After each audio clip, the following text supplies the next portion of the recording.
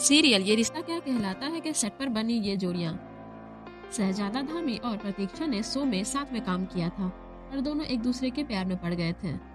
प्रणाली राठौर और हर्षद चोपड़ा को सीरियल में पति पत्नी के रोल में देखा गया था और ये दोनों रियल में भी एक दूसरे को डेट कर रहे हैं। शिवांगी जोशी और मोहसिन खान की जोड़ी इस सीरियल की सबसे चर्चित जोड़ी है। कहा जाता है कि दोनों सीरियल के दौरान एक दूसरे पे दिल हार बैठे थे।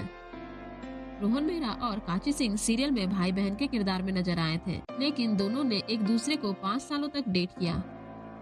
लता संभरवाल और संजीव सेठ ने सीरियल में अक्षरा के माता पिता का किरदार निभाया था। आज दोनों की शादी की 14 साल हो गए हैं।